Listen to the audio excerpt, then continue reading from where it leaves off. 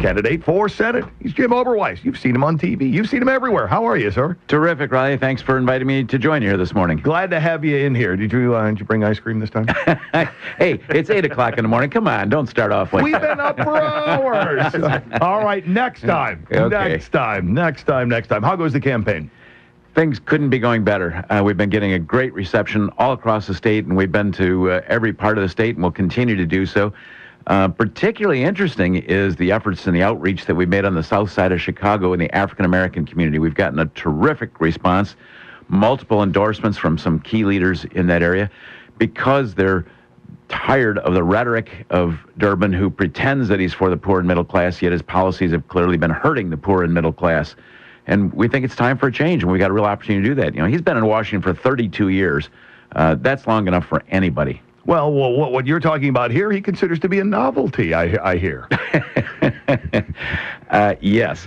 It's just further evidence of the arrogance of this guy and how far removed he is from what is really going on in the community.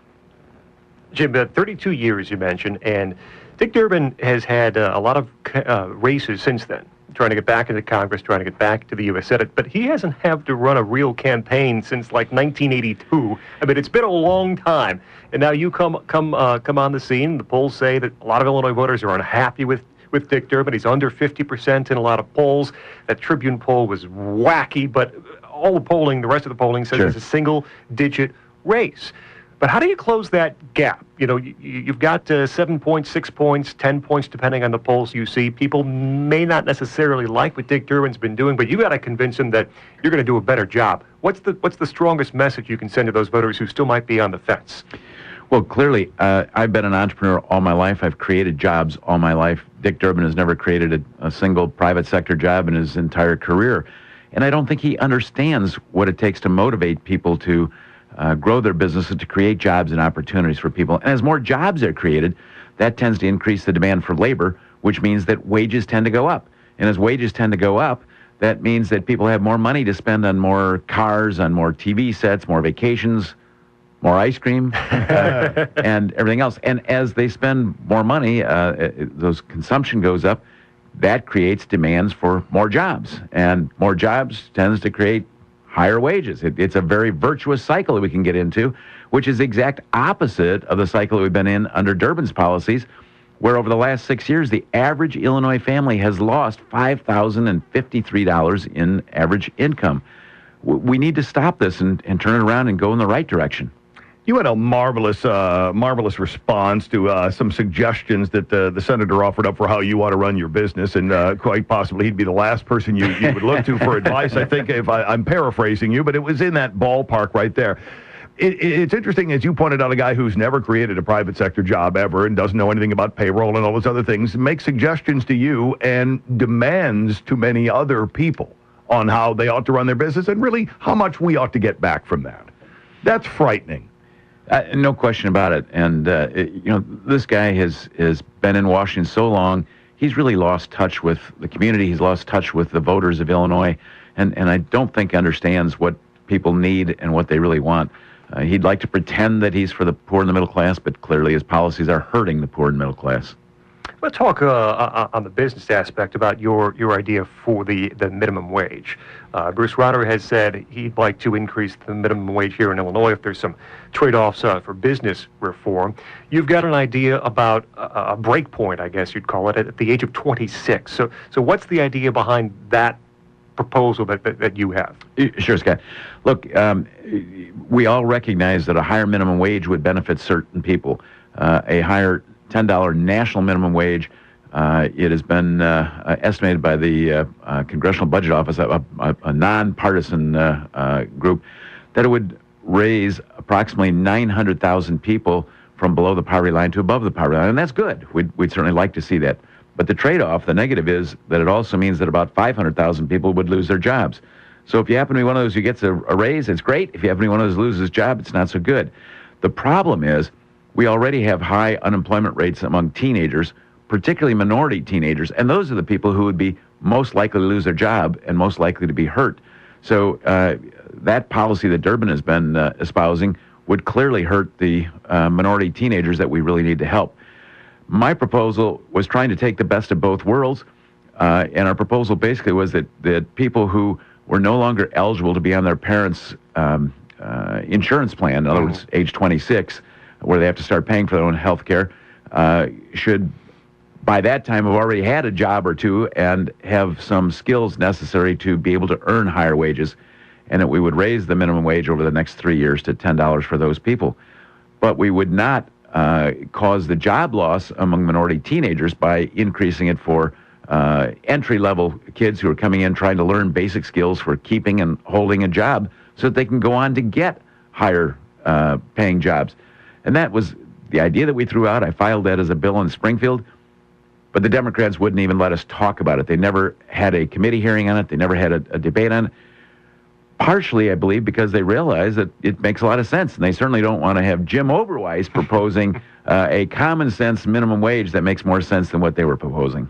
And we've talked about this at great length many times, that the minimum wage was meant to be a starter. You get into Absolutely. that position with the hope that after whatever your grace period is, your probationary period, or maybe you wowed your boss so much that, wow, you got bumped right up. Somebody else takes that minimum wage job, but you're on your way up. And it wasn't intended for people to go through their entire life and support a family. Of course. And quite clearly, the important thing is to get the economy growing faster again, so that there is demand for labor, so that wages are pushed up by the market, not by the government. And so that the only real minimum wage jobs are the entry-level jobs, maybe for teenagers getting their first job, so they learn basic skills. Jim Oberweis with us, running for U.S. Senate. He's here in studio. It's Riley Scot here on WROK. On taxes, there's been Dick Durbin called you a walking inversion. I don't even know what that really means. But he's been on the high horse and sending threatening letters and bullying companies who wish to invert to escape the highest corporate tax rate in the industrialized world. He's got another idea. He wants an exit tax. If you leave, you've got to pay an exit tax if you wish to take your company abroad. He's more interested in punishing companies than reforming the problem, which is the corporate tax rate and the corporate tax code itself. So how do you go about crafting a law that will not just fix the problem, but also the underlying cause of the problem? Scott, Dick Durbin has clearly become a bully, and there are multiple examples of it. The IRS scandal is certainly one where he's threatened to have the IRS investigate conservative groups such as Crossroads because he didn't like their political position.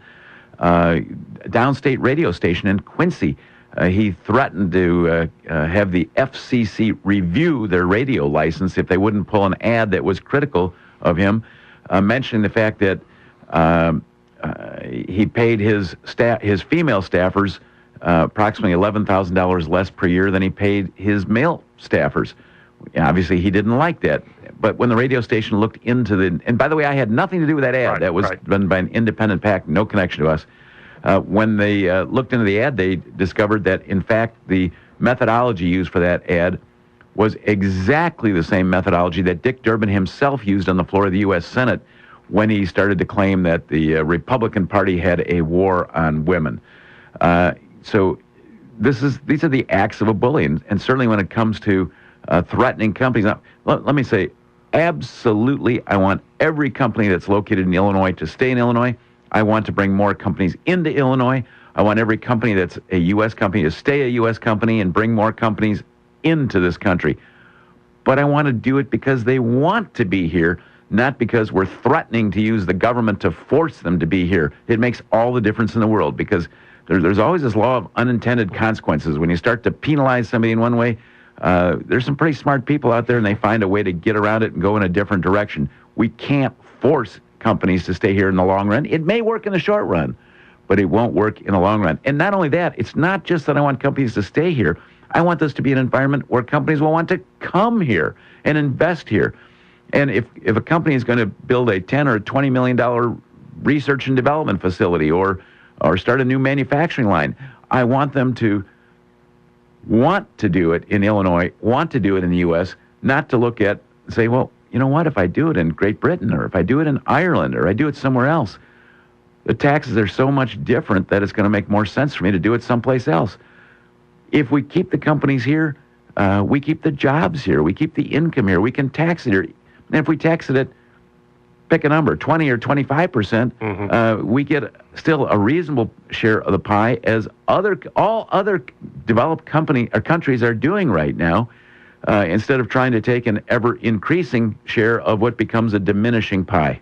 I heard a longtime businessman take a look at the way Dick Durbin has handled Walgreens and some of these others, and said it. You could draw a parallel between a guy who runs a really bad restaurant. Right. Your customers are leaving to go someplace where there's better food, so you're yelling at them and shaming them on the way out rather than going in the kitchen and fixing what the overall problem is to begin with. Exactly.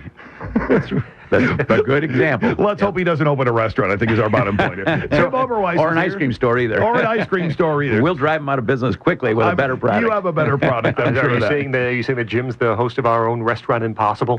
Yeah, that could be. There needs to be crying and a sledgehammer at some point coming out. Friday was the 6-year anniversary of the Keystone Pipeline going to the State Department to be approved. Since then, we've had delay after delay and study after study. We need another study. And pushback after pushback. I saw Senator Durbin last week, the week before, bemoaning the fact that so much oil is going via train through these cities. It's almost as if he's looking for a safer way to move this oil, like a pipeline, right? To get the oil through the U.S. So no, I think he's looking for an excuse not to allow the oil to be produced. Right. Period. Yeah. Well, there you go. Yeah, no pipeline, no trains either. What can be? I mean, the Keystone Pipeline. We know how many jobs have been attached to it, tens of thousands.